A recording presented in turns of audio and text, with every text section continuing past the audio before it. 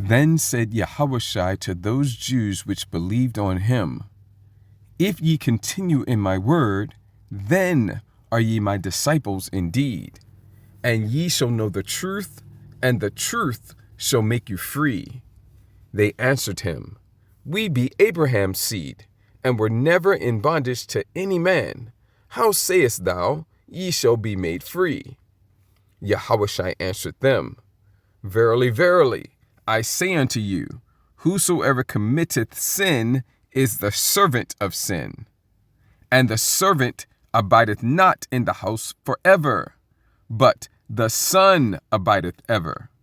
If the Son therefore shall make you free, ye shall be free indeed. I know that ye are Abraham's seed, but ye seek to kill me, because my word hath no place in you. I speak that which I have seen with my father, and ye do that which ye have seen with your father. They answered and said unto him, Abraham is our father. Yahushua saith unto them, If ye were Abraham's children, ye would do the works of Abraham. But now ye seek to kill me, a man that have told you the truth, which I have heard of God. This did not Abraham. Ye do the deeds of your father. Then said they to him, We be not born of fornication. We have one Father, even God. Yahushua said unto them, If God were your Father, ye would love me, for I proceeded forth and came from God. Neither came I of myself, but he sent me. Why do ye not understand my speech?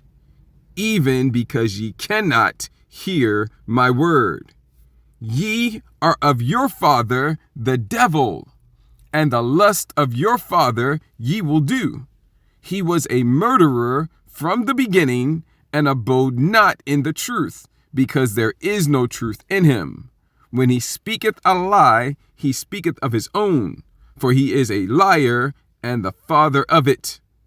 And because I tell you the truth, ye believe me not. Barakati Yahweh, Barakati Yahushai, Barakati Yahweh, Barakati Yahushai, Barakati Yahweh, Barakati Yahushai, Barakati Yahweh, Bahashem Yahushai, Ba Racha HaKodash, Kol Thapa Arath, Hawad Wahaloyam Rabatam Yatla, Allahayanawa, Yahweh, Bahashem Yahushai, Ba Racha HaKodash. And what I just said in the Lashon Kodash being the ancient Paleo-Hebrew, or in other words, the true biblical Hebrew for holy tongue or language. And what I just said is, all glory, honor, and praises abundantly and continuously to our power, Yahweh, the true name of our Heavenly Father, who the world ignorantly and incorrectly calls God, in the name of his only begotten Son, our Savior, our Messiah, our Deliverer, Yahushai, HaMashiach, who the world ignorantly and incorrectly calls Jesus Christ, in, or in other words, through the Holy Spirit. Double honors to the apostles and elders of Great Millstone. Much peace, love, and respect to the brothers teaching and pushing this truth out the four corners of the earth, to the hopeful elect, the 144,000 and the 1/3, as well as the rest of the elect, scattered abroad amongst the heathen nations to the four corners of the earth, east, north, south, and west. To you I say, Shalom. This is your brother Ra'ib Tazadakwa coming big at you again, all through the spirit and power of Yahweh, by Hashem Yahushai, with another lesson, another lesson, all through the spirit and power of Yahweh, by Hashem Yahushai. Yahweh Ratazah is going to be edifying and encouraging to you, Achim, and any Achwaf that may be listening and or watching. And so the first thing I want to say as I get started is that this is an ongoing lesson series. Tonight is part 34 in this ongoing lesson series, which you see at the top. For God so loved the world, you see parts 32 and what should be part 33. It is part 33. I entered the title, but sometimes YouTube glitches and it doesn't take the title. So I'm going to go ahead and correct that now. I know for a fact that I put the title in there when I put the thumbnail, the title, and I put the precept in the description. I know for a fact that I changed the title, but sometimes I've noticed that sometimes it just doesn't take. So, and usually when it doesn't take, I have to do it in YouTube Studio, but I'm going to try to do it here. All right, and just get that done right now while I'm thinking about it, so that I don't drop the ball on it and forget it. So tonight is part 34. This is part 33. And the subtitle that I put in, what did I put in? I put in, let me see here. What did I put as the subtitle? Slack. Bear with me for a second. I'll remember it so I can put it in. Right, that's what I put in, because I remember typing it in. Does slavery, maybe that's why they didn't want the subtitle to take.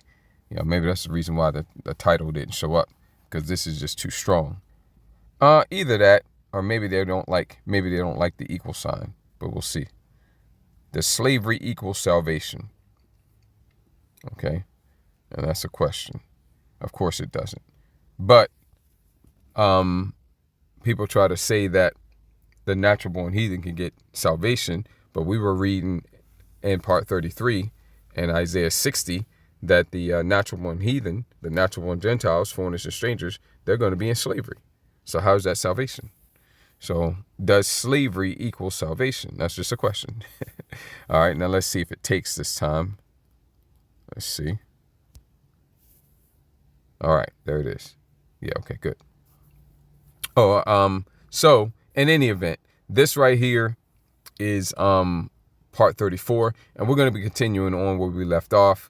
I opened up with this John 8 and 31 down to 45, is it? Yes. And just to set the stage, because you see here that Yahweh Shah HaMashiach, right, was having a interaction with some of the scoffers, some of those that were unbelievers, right? It says here he said to those that believed on him, but there were also those that didn't. And that's the reason why down here later on, he says to them, you cannot receive my words. Why do you not understand my speech? Even because you cannot hear my word, right? And in here, we see an example of how even Yahweh Shah HaMashiach himself was accused of being false, a false teacher, a false preacher, false prophet. He was accused of having a devil, okay? And we know that if it happened to him, it's going to happen to us. And he even said as much, okay? The servant is not greater than his master, right? And so we see here that even Yahweh Shai, who is the way, the truth, and the life, the truth was accused of being false. And so it should not be so strange to you that his men that he has commissioned to preach the gospel of the kingdom, to preach the truth, to preach Yahweh Shai, and this time would also be accused of the same thing. Okay? It should be no surprise to you. Okay? And also that this truth would have opposition. Okay? There are those that are going to oppose the truth. There are those that are going to oppose the true prophets, the true teachers, the true preachers, the true pastors, the true apostles. Listen, we just read that there were those who were opposing and even wanted to kill the only begotten Son himself, Yahweh Shai. Okay? How much more so those that are less than Yahweh Shai, those that are sent in his stead while he's on a journey far away, just to keep with the parable that he told. Okay? How much more so those that are here fulfilling the commission that he gave us to do. In other words, we're not on his level. So if they did it to him, all the more so they'll do it to us. Right? So these things should be no surprise. What you should be wondering or concerned about is making sure that you're not in that number. That's what you should be concerned about. And see, because when you hear us preach this gospel of the kingdom and you don't even consider it to be the truth. You don't even consider, you don't even look well after your own going. You don't even examine what we're saying to see whether or not be true. I'm talking about truly, not no casual examining, because casually examining is not examining. In order to examine something, you have to very carefully look into it, which means you would have to understand it and then fully understand it. And then you would be able to determine whether or not it was true. Okay? For what's that? I can't remember the precept, but it says, try the spirits. I think it's in 1 John, but I'm not going to get it for the sake of time, because I'm pressed for time right now. Okay? So try the spirits, for not every spirit is of the Most High. So you got to try, examine, test, and scrutinize the spirits to see. You can't just go, well, that's not what I've always heard, and automatically be against it and oppose it. You can't just go, oh, I was listening to it for 2 hot seconds, but then I heard something that I didn't think was right. And so then you got to hear it out, and you got to examine it, because we're not men who are coming, and we're not quoting and preaching we're not men who are coming, without precepts, without lots of scriptures. Okay, we're not men who are coming and are handling the scriptures in an amateurish way. We're coming and we're getting precepts. We're coming and we're breaking down line upon line. Okay, and at the end of the day, and that's just the reason why I opened up with this. You got to make sure you're not in that wrong category, because the true preachers, the true pastors, prophets, and apostles and teachers are going to be opposed. They're going to be called false. They're going to be called or accused of having devils or being demons, having demons on us, or whatever. Okay, and they're going to the true men of the Lord are going to be opposed and rejected. Okay, and our truth is not going to be received. You better just make sure that that's not you. Okay. And the point I wanted to make before I touch on a couple of these precepts, and then we get into the new material for tonight in Romans, the 9th chapter, the point that I wanted to make is this. Okay. If you don't even bother to carefully examine what we're saying, given the fact that we've devoted our lives to this, given the fact that we clearly know the scriptures, even if you say, well, that's just your interpretation, we know the scriptures. We can say, well, this precept is here, and that precept is there, and that precept is there, and this precept is here. And we can go from here and there and there and there and here to there. We can go all through the scriptures. Okay? And like no one else. Like no one else. Pastor Pork Chop included. Bishop Bacon included. Prosperity Pimp included. Okay? They don't know the scriptures like we do. Some of them can kind of navigate the scriptures, but they still lack the understanding, and they can't navigate the scriptures like we do because they don't understand the prophecies at all. All right? They may know a prophecy or two, but I mean, come on, man. It's like you got a whole chain, and it's a chain that has 20 links, and you might know 2 links. You might have 2 links, okay, or 3 links. All right. And so can you really even fully understand those 2 that you know? No, because you don't really know them. Right. But what I'm saying is they might know a thing or 2 here or there, but they don't have the whole picture, which means they can't really understand that either. And they don't know anything. We're the ones that know the scriptures. Right. And that's why it's taken pagan Christianity so long to even come up and face us. OK, and then when they face us in a cowardly fashion. All right. And that's because they can't deal with us in the scriptures. That's the truth. Right. Let me get to the point. The point that I'm making is this. If you don't carefully look at what we're saying and examine what we're saying, that is a lack of fear. That is a lack of fear of the Most High. Because, see, it shouldn't be about us. It shouldn't be about whether or not what you're hearing is the same as what you always thought was true.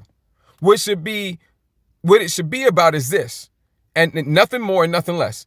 Is what we're saying true or not?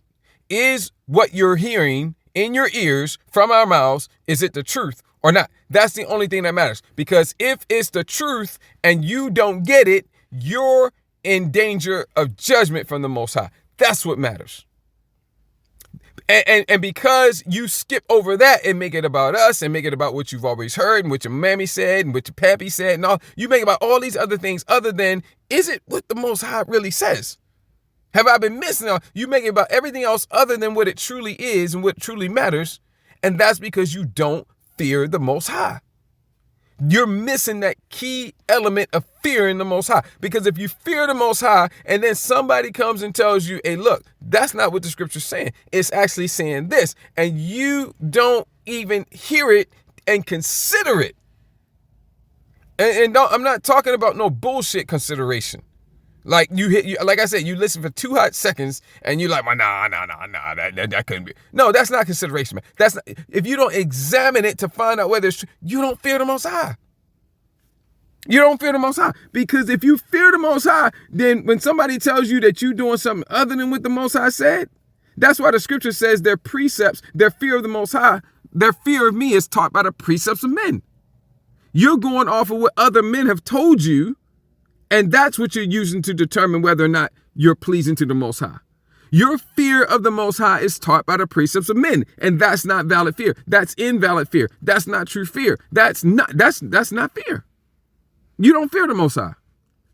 Okay? Because if you did, and somebody came to you and told you, hey, look, what you're doing is that you're going the wrong way. You're in danger of judgment. You better turn around, repent, and you don't even consider it. If you fear the Most High, and somebody tells you that, even if you right, and you know you right, a cold chill is going to run up and down your spine. And you're going, oh, snap. Why you say that? Let me hear you out. Let me hear you out because I definitely don't want to be on the wrong side of the Most High's judgment. So let me hear you out. And you're going to hear him out, and you're going to carefully examine it, and you're going to scrutinize it, and then you'll be able to determine whether or not it's legit or not. That's if you fear the Most High. But you all do not fear the Most High, and that's why you don't do that. See? And that's why Yahushua says here, I know that ye are Abraham's seed. See, he was talking to Israelites, right? But down here, he said they're of their father the devil because they're spiritually of their father the devil. And that's the same with the wicked of our people today. They are Israelites by lineage, by heritage, by bloodline, by birth, but they're not Israelites. See, that's what Revelation 2:9 is talking about. Right now, we applied in this day, those 2 precepts in this day to the wicked. Specifically, the lead tribe of Esau, Edom, which is the biblical Amalekites. And they are the Edomites over there in the land of Israel, claiming to be us, right? So we applied to them, and very fitting, right? But originally, it was applying to wicked Israelites, okay? And you need to understand that, and that ties right into here. That's why, that's also why the Apostle Paul also said, for they are not all Israel which are of Israel. So yeah, even all the Israelites, they are Israelites, but they're not Israelites. Okay, because right now they acting like heathen. Right now, not really technically acting like heathen, but right now they're opposing the truth. And since they're opposing the truth, they're not Israelites right now. So you got to have these deeper understandings of what the scripture's really talking about. Ye are of your father the devil. You know he was talking about Israelites because he said it up here. Yes, I know you were Abraham's seed, right? But they were, even though they were Abraham's seed, which means they were Israelites, talking about not just Abraham's seed as far as one of his other 7 sons, or one of Isaac's seed, which is Esau. No, when he said Abraham's seed, the context here is Abraham, Isaac, and Jacob, Abraham's seed. In other words, I know you're Israelites by lineage, by heritage, by bloodline, by birth, but you're still of your father the devil.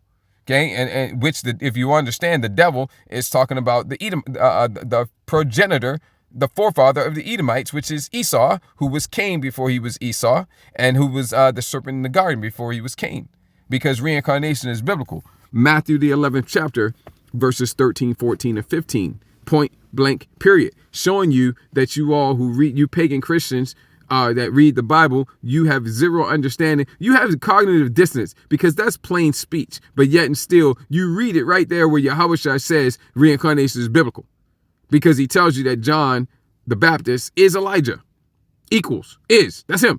And he even gives you the prophecy. Okay. Well, he doesn't tell you where, but you can look it up in Malachi, the 4th chapter, in the 5th verse. Okay. So it was prophesied that he would be reincarnated, and he tells you, yep, this is him right here.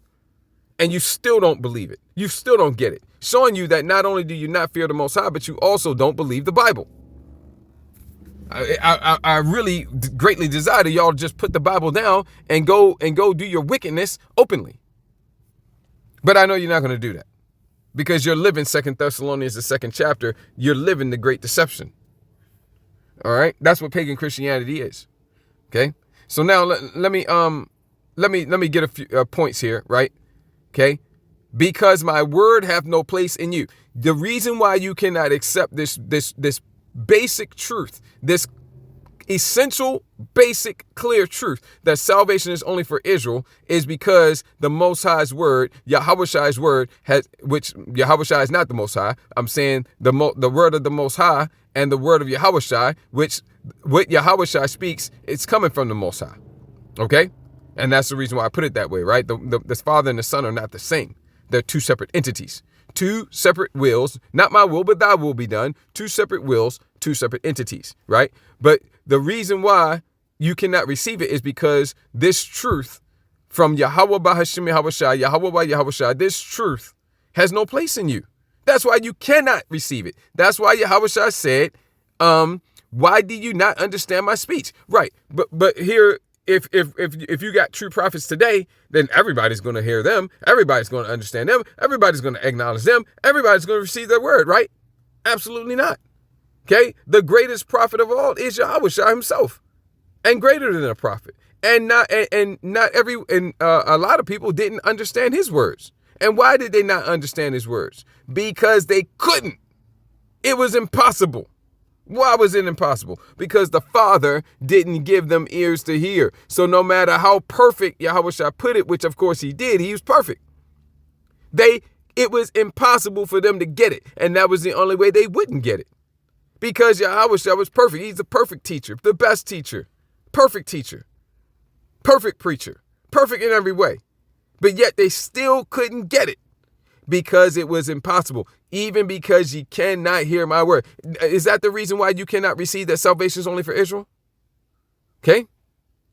And then he cursed them out and told them who their father is. And I want to point out verse 45. And because I tell you the truth, ye believe me not. And that's why you don't believe us that salvation is only for Israel. Because we're telling you the truth. You don't believe us when we tell you the truth. We told you a lie, you believe it. Right? Yeah, we told you a lie, you believe it. But we tell you the truth, you don't believe it. That's the point of this whole lesson series here. And tonight, I'm not going to do the quick review because I'm pressed for time tonight, right? But this is part 34. We've been laying groundwork for nearly 3 months now, going on 3 months now, starting here at parts 1, 2, and 3. And yeah, probably like 2.5 months, looks like. Yeah, 2.5 months. And so we've been laying groundwork, and I usually do a quick run through of it, but I'm not going to do it tonight because I'm pressed for time. And I want to cover the material that I like to cover tonight. So we're actually in the point where we've established, and we did this in part 15, where we established that there are two groups of Gentiles. It's very important to understand that. Part 15, at the bottom of the screen, we established there's two groups of Gentiles, and we only took one verse to do it. And even though it only took one verse to do it, we got two. St. John 7:35 and Matthew 18:17. And we looked at them both. Okay, and we established that. Boom. And then we just been working that in and expounding on that since part 15 all the way up to part 34 tonight. And we took a little bit of a detour to get into some information about the biblical Edomites because we were breaking down Revelation, the 9th chapter, and Stephen Miller, the deputy chief of staff, basically got on television and told the whole world that they are the biblical Edomites, right? And so I had to go into that because it tied right into what we were covering in Romans, the 9th chapter at the time. So we went into that, and then we've been back. And then we've been back continuing on in Romans 9. And so last night, 2 nights ago, we got Romans 9 and 22, which is going into the vessels unto dishonor, the vessels of wrath fitted for destruction, which are the biblical Edomites, which is the so-called white man, generally speaking, the bloodline descendants of Esau. And then last night, we got Romans 9 and 23, which is going into the vessels unto honor, which are the Israelites. All right, that's us. All right. And then tonight we're going to be continuing on in 9 and 24, and we'll probably get a few verses. So let's make some progress on that. Romans 9. And by the way, we're breaking down this whole chapter, and we did start at verse 1. I don't know how many parts ago it was, but now we're getting close to the end because it's only 33 verses. We're getting close to the end now because now we're at verse 24. And we're probably going to get 24, 5, and 6 tonight. So let's just read 22 and 23 and then dig in at 24. We'll get these other verses for a little bit of context to set the stage. Now, this is a hypothetical question. We covered this in part 32. So check out part 32 for more detail on it. But the reason why the Apostle Paul is asking this question is because this is exactly what the Most High did. Okay? This is exactly what he wanted to do, and that's why he made the vessels unto dishonor, which are the biblical Edomites. What if the Most High, willing to show his wrath and to make his power known, endured with much long suffering the vessels of wrath fitted, meaning created, to, or in other words, for destruction. Fitted to, created for destruction. And that's why the NLT correctly and rightly puts it as who are destined for destruction. Yeah, that's exactly it. But it's a little bit veiled in the English for the I meant to say in the King James version because it says fitted to destruction. You know, what does that mean exactly? It means they're created for destruction. And that he might make known the riches of his glory on the vessels of mercy. That's us, the Israelites, which he had afore prepared unto glory. Okay, who were prepared in advance for glory, right? Predestinated. Okay, and the Apostle Paul talks about predestination, foreordained, okay, already determined. All right, even us. Notice that the Apostle Paul is including the believers at Rome. However, when you read the whole context from the top, okay, for I could wish that myself were accursed, for my kinsmen according to the flesh, Salaki, who are Israelites. Okay, so you're talking about Israelites, right? Yes. And then he goes on, and, the Israelites get everything. I'm just summarizing because that's what he said. The Israelites get everything. He gets that from Genesis 27, when Isaac blessed Jacob with everything. Esau came in right after Isaac left. Esau came in right after Jacob left, and Isaac told Esau that he gave Jacob everything. Yeah, that's what he said. Go read it. And that's what the Apostle Paul is saying. Yeah, the Israelites get everything. So it's about the Israelites, right? Yep. It's not about the believers at Rome, is it? Well, you would think no, right? You would think he's talking about the Israelites, right? Israelites, yep. Who are Israelites, right? Israelites, right? Tell me in here where he starts to talk about the believers at Rome, okay? Not as though the word, for they are not all Israel which are of Israel. I told you about that. Neither, and we broke all this down. That is, they which are of the children of the flesh. So let's skip down. And not only this, but when Rebekah also had conceived by one, even by our father. Now he says our, but the hour is the hour talking about the Apostle Paul and the Israelites, or is the hour talking about the Apostle Paul and his Israelite brethren, according to the flesh, and the believers at Rome? That's the question. Okay, line upon line, precept upon precept. Okay, and not only this, but when Rebekah, let me see here, by one, even by our, even, notice that the even is an equal sign. Okay, even by our father Isaac. That even is not a plus sign, it's an equal sign for emphasis. All right, in other words, okay, for the children being not yet born. So what children are you talking about? Well, Jacob and Esau, right? So this is all about Jacob and Esau. Okay, it was said unto her, the elders shall serve the younger. You can read about this in Genesis 25. And then here, as it is written, Jacob have I loved, but Esau have I hated. That's Malachi, the 1st chapter. Okay, what shall we say then? What else is there to say? Is there righteousness with the Most High? The Most High forbid. Let's keep going. I'm just trying to make a point here. That that when the Apostle Paul says even us, that even really is an equal sign. And the us does include the believers at Rome, but he's including the believers at Rome under the banners of being Israelites. Okay? That's what he's doing because they are Israelites. You can prove that by going to Romans, the 1st chapter. Okay? You can prove that a number of ways. All right? But I'm not going to get into that level of detail with it right now. I'm trying to make it to Hosea, the first chapter. Let me see here. Therefore have I mercy. Yeah, thou wilt say unto me, let me see here. So when you read this, this is all about Jacob and Esau. Okay? What if the Most High willing to show his wrath and to make his power known? Right. Okay, here we go. Verse 20. Have not the potter power over the clay of the same lump to make one vessel unto honor? The potter power over the clay of the same lump, Isaac, to make one vessel unto honor, Jacob, and another unto dishonor, Esau. So the one unto honor is who? Jacob. Name later changed to what? Israel. The forefather of the who? Israelites. So is this so is it only Jacob that's a vessel unto honor, but not is it? No, it's Jacob and all his descendants. Okay. Notice that it says here, same thing with Esau, the vessel unto dishonor. Is it just Esau and not his descendants, or is it Esau and all his descendants? Well, look here. What if the Most High willing to show his wrath and to make his power known, endure with much long suffering the vessels with an S plural? So no, it's not just Esau. It's Esau and everyone who comes from his loins. All whose lineage, heritage, and bloodline through their fathers goes back to Esau, they are vessels of wrath fitted to destruction. And same thing with Jacob. All whose bloodline, lineage, heritage, and bloodline through their fathers goes back to Jacob, Abraham, Isaac, and Jacob, they are vessels unto honor. See? So the vessels unto honor are the Israelites.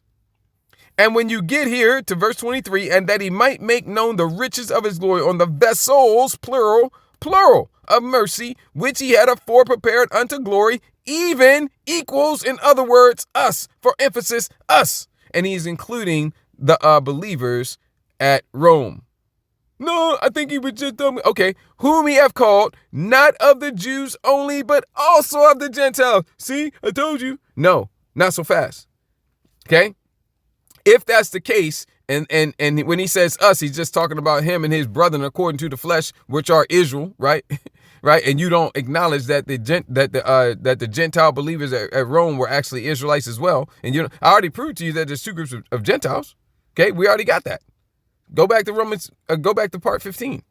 And, we've been just working that in. This is part 34. We've been working that in for over 15 parts. Okay, right? So no, man. Even us, whom he have called, not of the Jews only, but also of the Gentiles. Okay, let's look at this word Gentiles real quick, because the blue letter is going to kind of point you in the right direction. Okay. Paul uses the term for Gentile Christians. Now, that points you in the right direction, but you have to know who the true Christians are. They were first called Christians at Antioch. Go study that passage and you will find out that all of those that were first called Christians at Antioch were Israelites. And they all believed in, called on, worshipped, and served Yahweh, not God, Yahweh, not Jehovah, Yahweh, not Yahweh, Yahweh, in the name of his only begotten son, Yahweh Shai Mashiach, not Jesus, okay, or any other false name. So the true Christians are Israelites, and they believe in and serve and call on and worship Yahweh in the name of Yahweh Shai Mashiach. And one more thing. They were first called. They didn't call themselves Christians at Antioch. True Christians don't call themselves Christians. What do we call it? What do they call themselves? Hebrew Israelites, because that's what we are. Okay? So that's the reality of it. That's what the scripture says. It's right there in the scripture. So, hey, they were first called Christians at Antioch. It was a derogatory term. So the true Christians didn't call themselves Christians. They were called Christians. The true Christians were Israelites by lineage, by heritage, by bloodline, by birth.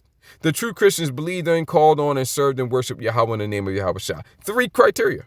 That first one is a little optional, okay? But the other 2 are not, okay? All right? But it is the case. The true Israelites don't go around calling themselves, the true Christians don't go around calling themselves Christians. We don't call ourselves Christians. We call ourselves Hebrew Israelites. All right? But we are the true Christians, okay? So anyway, it points you. You do have to know who the true Christians are, though. All right? So let me see here. Now, if these Gentiles here are natural born Gentiles, then somewhere, because Apostle Paul is about to give an example. He's about to give a precept. Precept. The Apostle Paul is about to give himself a precept. And if this is talking about the natural born Gentiles, then it's got to be in the precept somewhere. Or otherwise, it's like, Paul, that precept doesn't fit. You just said not only of the, let's take out Jews and put in Israelites if you think that the Gentiles are natural born. You just said not only of the Israelites only, but also of the non-Israelites. But then you gave us a precept, Paul, and it doesn't say anything in there about the non-Israelites. So that's the wrong precept, Paul. We need another precept. You need to get a better precept, Paul. No. So either this precept that he's given has somewhere in there something about the Israelites, or somewhere in there something about the slip of the tongue, somewhere in there something about the natural born heathen, okay?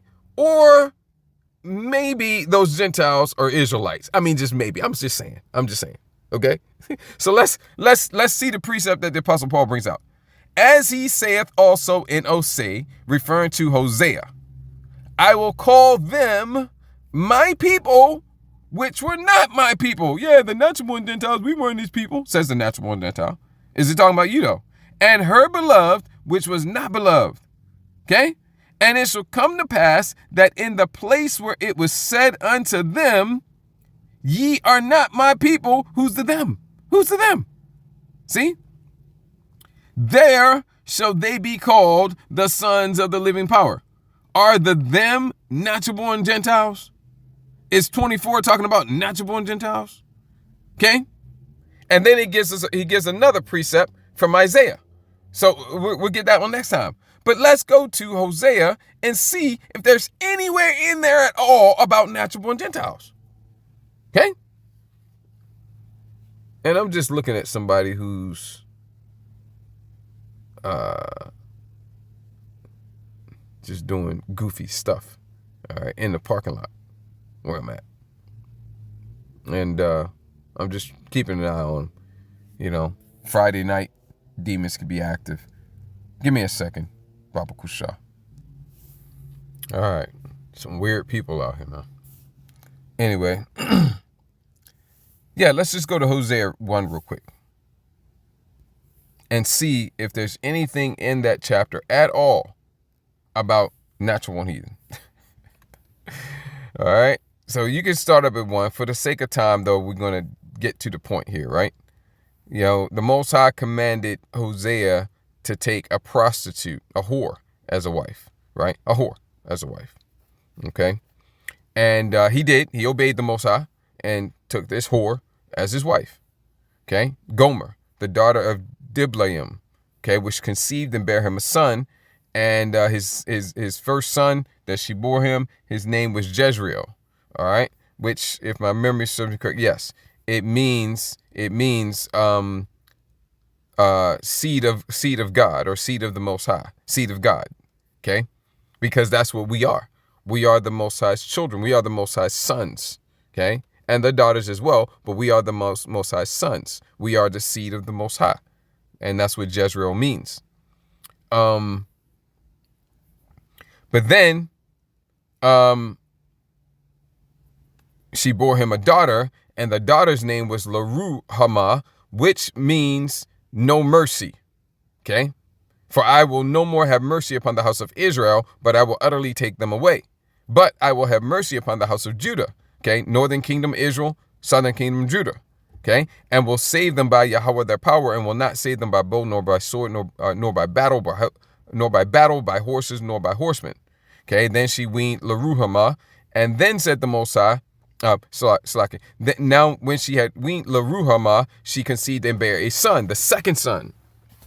Then said the Most High to Hosea, the Most High commanded Hosea, call his name Lo-Ami. In the Hebrew, it would be La-A-Im-Yah. La-A-Im-Yah. Which means, La-A means no or not. Okay, I'm Yah, I'm his people. Yah is not my people. That's what his name meant. For ye are not my people. Call his name not my people. For ye are not my people. And I will not be your God. Now, is he talking about natural born heathen? Or is he talking about Israelites? Okay, obviously Israelites. Hosea is a prophet to the nation of Israel. Okay, all right. Okay, and if my memory serves me correctly, the northern kingdom. Hosea was of the northern kingdom, if my memory serves me correctly. All right, I'm not going to look it up right now. Okay, so, but there's nothing in here. You see in verses. Let me see here. Yeah, you see in verses 7. That's 6 and 7. Okay, 6 and 7. That's northern kingdom and southern kingdom, Israel and Judah. Nothing about natural born heathen there. Okay, then she bears Laruhamah. All right, and same thing. Salaki, she weans Laruhamah and bears La'aim. There's still nothing here about the natural born heathen. This is all Israel. Okay. Yet then, and then now she calls the second son's. He calls the second son's name La'aim Yah, Lo-Ami in English, La'aim Yah in the Hebrew, which literally means ye are not my people. Well, Salaki, it just literally means not my people. For ye are not my people, and I will not be your God. Okay, so far, nothing about the natural born heathen. Okay, this is the passage that the Apostle Paul is bringing out as a precept in Romans the 9th chapter. So if in Romans 9 and 24 it's talking about natural born Gentiles, there's got to be something in here about the natural born Gentiles. Otherwise, there's no point for the Apostle Paul to bring it out. And if there's nothing here about natural born Gentiles, then just maybe, I'm just saying, just maybe, those Gentiles in Romans 9 and 24 is actually Israelites being referred to as Gentiles. I mean, because after all, we do know that there's two groups of Gentiles. Okay? The natural born Gentiles, heathen, foreigners, and strangers, all synonymous. And the heathen, foreigners, strangers, Gentiles, which are actually Israelites, simply being referred to by the label or title of Gentiles, heathen, foreigners, and strangers. Simply because they're in a heathen, foreign, strange, or Gentile state of mind, meaning they're living like the heathen, Gentiles. So therefore they're being called that. So somewhere, and we only got 2 verses left, okay? We already down to verse 9. Not verses 1 through 9, nothing about natural born. All Israel, Judah, Israel. Okay?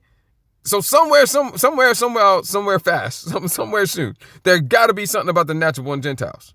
Okay? Because this is the precept that the Apostle Paul sent us to. Okay? He actually paraphrased or quoted it, but this is where he got it from. There's got to be something about the natural born Gentiles here, right? Then said the Most High, call his name La'aim Yah, for you are not my people, and I will not be your God. Well, that's all talking about Israel, right? So let's go to verses 10 and 11, because down here for sure, there's gonna be some definitive indication that this is now opened up somehow, some way, some corner, some kind of whatever about the natural born heathen somewhere. Yet the number of the sons, Hebrew word banyam, it is indeed gender specific. Yet the number of the sons, of course, the daughters of Zion are not left out. They're included by extension because they're with us. They're our wives, our mothers, our aunts, our daughters, our sisters, you know? So they're included by extension. Yet the number of the sons of Israel shall be as the sand of the sea. This is still Israel. This is still Yasha'Allah. This is still Jezreel. Yet, so even though the Most High says, ye are not my people, and I will not be your God, talking to us, talking to Israel, even still, precept. Can I get another precept? Okay. Isaiah 14 and 1. For Yahweh will have mercy on who? Jacob. And will what? Yet choose Israel. That word yet goes into over and over and over and over and over again in perpetuity. Never gonna not choose Israel. And set them, who? Jacob and Israel. Same thing. In their own land.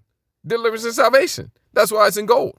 And the strangers, oh yeah, strangers. Which group of strangers is this talking about? Shall be joined with them.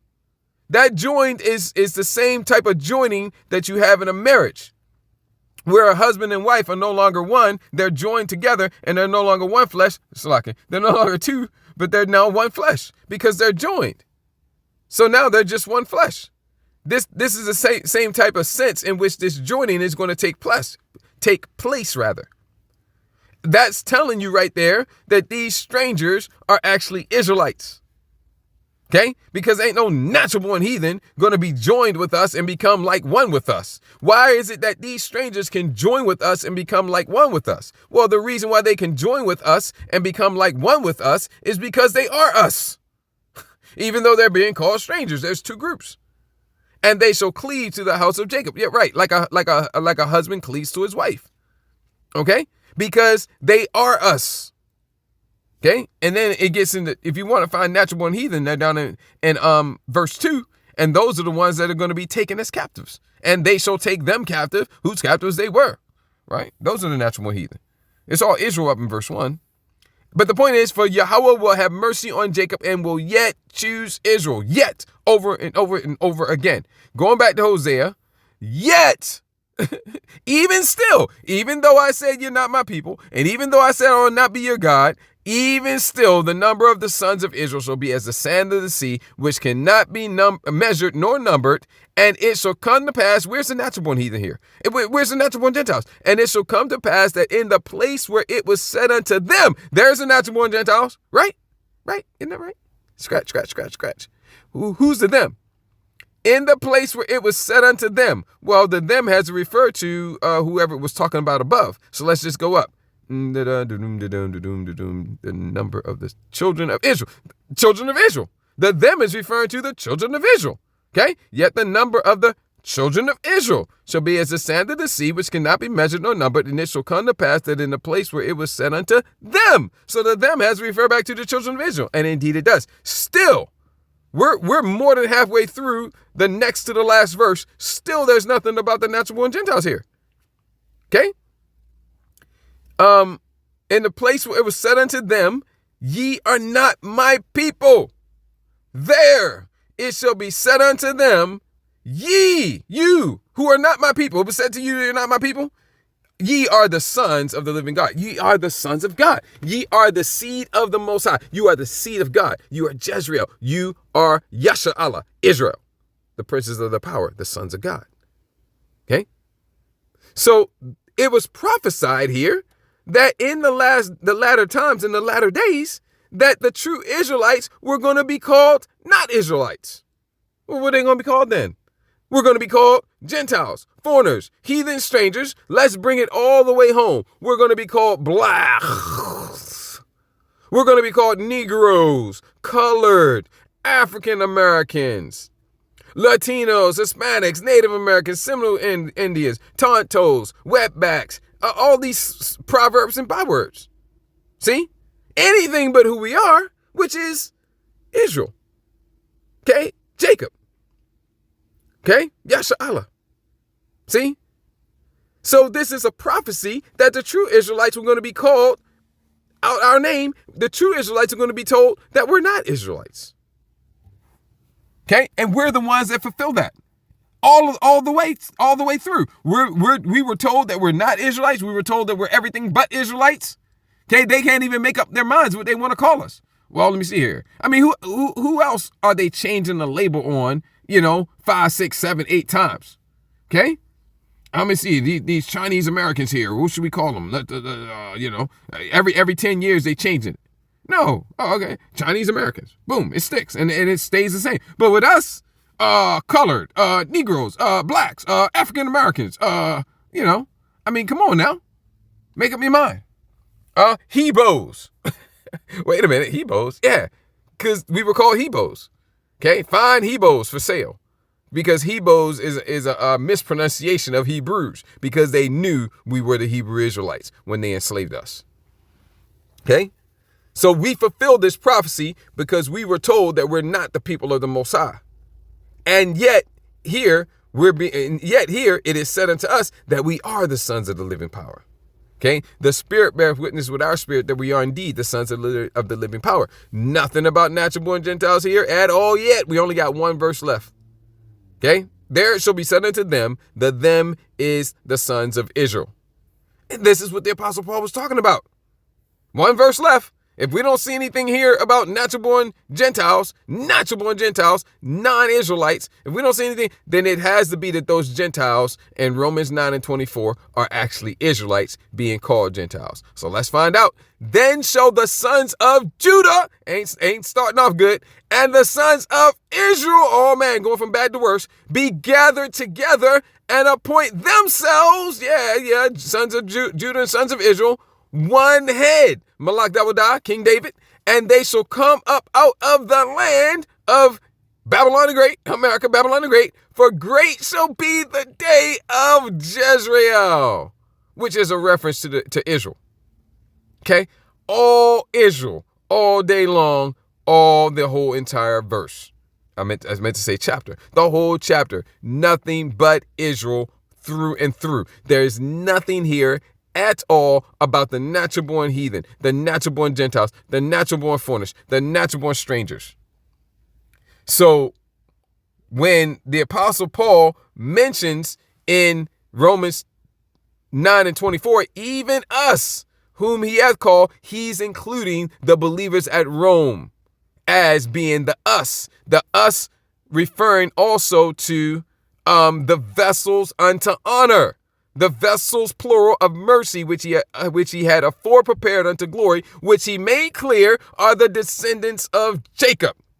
And the believers at Rome are included in that.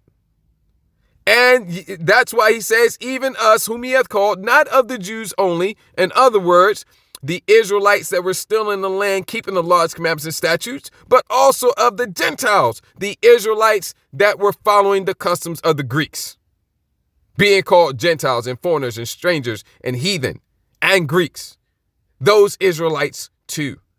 And because those were the ones who were told that they are not the people of the Most High, not the people of God, just as we're being told that in this time as well. As he saith also in Osee, I will call them. Now we know that them is referring to Israel because we went there and read the whole chapter. One more time. I will call them my people. Who's the them? Okay? Because you always thought, well, the them talking about the natural-born Gentiles. Okay? The Most High put the Spirit on Apostle Paul to not get the whole verse. Okay? Because the scriptures weren't broken up into chapters and verses at first. So the Apostle Paul started in the middle of verse 10. Okay? Let's get the context nice and tight. Okay? Romans 9 and 25. As he saith also in Hosea, I will call them my people which were not my people. Who's the them? Come on. Who's the them? All right. That in the place where it was said unto them, ye are not my people, there it shall be said unto them, ye are the sons of the living God. Who's the them again? The number of the sons of Israel shall be as the sand of the sea. The them is the sons of Israel, being told that they are not the people of God, not the people of the Most High. But it will be said unto them, ye are the sons of the living God, the sons of the Most High. Ye are Israel, is Yasha Allah. See, so now when we go back to the original text that he was quoting and we get the whole thing, we see clearly that the them is talking about Israel. There's nothing about the natural-born heathen here. So you mean to tell me that you think the Apostle Paul is adding to what Hosea said? No. Okay? Okay? He's saying the exact same thing. Okay? These Gentiles in Romans 9 and 24, these Gentiles are Israelites. The believers at Rome were Israelites by lineage, by heritage, by bloodline, by birth, by bloodline birth. They were Israelites. Even us. Okay? And it shall come to pass that in the place where it was said unto them, the them is Israel. Ye are not my people. We just read it. There shall they be called the sons of the living power. This is Israel, man. Okay? Salvation is only for Israel. All of the believers at Rome, all of the believers at Colossae, all of the believers at Thessalonica, all of the believers at Galatia, Ephesus, Philippi, Corinth, they were all Israelites by lineage, Israelites by heritage, Israelites by bloodline, Israelites by bloodline. Got to say that one twice. Israelites by birth. Thus saith the scriptures. You can't deal with this. All you can do is throw dirt, throw rocks, kick up dust, okay? That's all you can do is just, get dirty with it, okay? Because you can't contend with it, all right? So I'm going to go ahead and wrap up there. I was short on time tonight, and Yahweh Razah, this was edifying. So with that, I'm going to wrap this up. Before I do want to give all glory, honor, and praises to Yahweh, Bahashim, Yahweh Shabbat, Rechak, Wadash, double honors to the apostles and elders of Great Millstone. Much peace, love, and respect to the brothers teaching, pushing this truth out the four corners of the earth. Adonai Razah, this lesson was edifying, encouraging to you, Achim, and the Achwaf that may be listening and or watching. Ayashmi Akwana, Azanyim Leshamai Shemai. Let him who has ears to hear. Kwam Yesharala, Baba Kwasha, Abai Baba Etha, Wakal Adawam. Shalom Lahabachariam, Shalom.